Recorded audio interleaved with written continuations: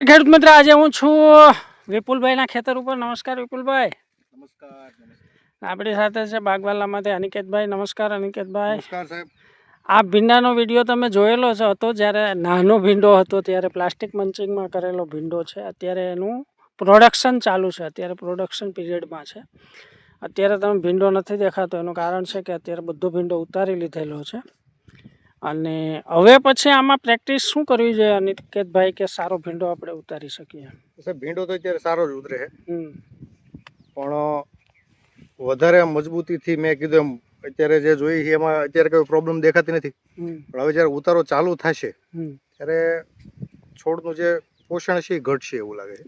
કેમ કે અત્યારે ઘણી સારી માત્રામાં ઉતરે છે. એટલે બને ત્યાં સુધી ઉપરથી માઇક્રોન્યુટ્રન્ટ અને સીવીડ બેઝ કોઈ છંટકાવ થાય. બરાબર. જીવાતની દવા તો કાલે વિપુલભાઈએ છંટકાવ કરી દીધો છે. બરાબર. એ સિવાયનું જમીનમાં 05234 છે. બીજો એક ખાસ ભલામણ કે આ સ્ટેજે માઇકોરાઇઝા અને કાર્બન. એટલે એમાં બાગવાલાની કઈ પ્રોડક્ટ આવશે? બાગવાલાની પ્રોડક્ટ સાહેબ બાગમૂલ આવે છે, બાગમૂલ, જેમાં માઇકોરાઇઝા, કાર્બન અને સીવીડ આવે છે, એક સાથે જ આવે છે. બરાબર. એટલે જો એ મળી જતી હોય તો વેલ એન્ડ ગુડ છે. બાકી કાર્બન અને માઇકોરાઇઝા 05234 સાથે અત્યારે જો સોઇલમાં અપાય તો જે ઉતારો અત્યારે નીકળી રહ્યો છે એ એકદમ જેને કહેવાય ને કે કન્ટિન્યુઅસ રહે. બરાબર. અને બીજું જે નવું ફ્લાવરિંગ સેટ થતું હોય એને પણ ફાયદો થઈ જાય. ઓકે, એટલે એક તો બાગમૂલ, બીજું 05234, બીજું ઉપરથી માઇક્રોન્યુટ્રિયન્ટ અને સીવીડનો કોઈ પણ સારું સીવીડ મળતું હોય તો એનો સ્પ્રે. બાગમૂલમાં છે સીવીડ? ના, બાગમૂળમાં સીવીડ આવે છે પણ એ છંટકાવમાં ઇનફ ના કહેવાય. ઓકે, એટલે કોઈ બીજી કંપનીનું લેવું? આ જમીનજન્ય જે આપણે ઉપયોગ કરતા હોય ને એના માટે સીવીડ ઘણું છે, પણ સ્પ્રેમાં 20% હોય છે, 15% હોય છે, સારા સીવીડ આવે છે. તો એમાં માઇક્રોન્યુટ્રિયન્ટ જ હોય છે સીવીડમાં. આમાં મને એમ છે કન્સોટિયા ચાલે ને?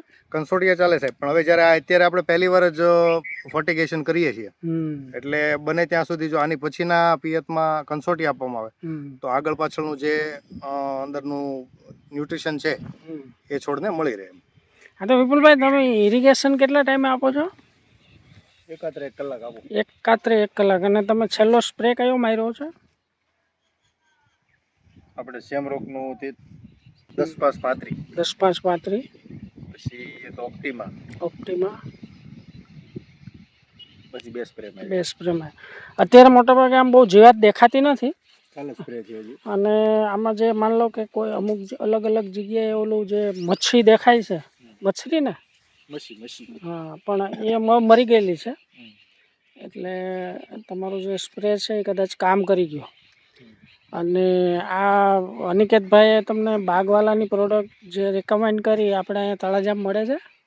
હા. કઈ જગ્યાએ મળે છે? અંદાતા એગ્રોમાં. અચ્છા, રોયલ ચોકડી ત્યાં ઉપલબ્ધ છે. હા, તો ત્યાંથી તમે એનું જે રીતે એણે રેકમેન્ડેશન કર્યું એ રીતે તમે કરી શકો.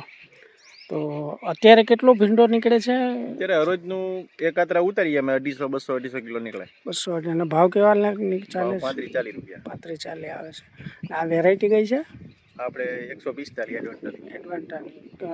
ઉતારવામાં લોકોના હાથમાં કેવું વાગે છે? તો ફૂલ સેફટી છે. 2 જોડ મોજા, એક કોણી સુધીના હાથના મોજા, નીચે 2 ટોટી.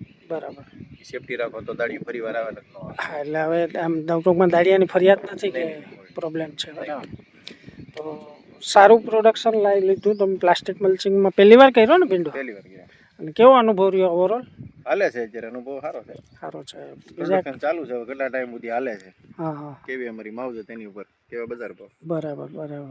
અત્યારે ગ્રીનરી પણ સારી દેખાય છે અને આશા કરીએ ભગવાનનામાં ખૂબ બધા પૈસા તમને આપે અને તમે મહેનત કરતા રહો એવી ભગવાનને પ્રાર્થના. નમસ્કાર.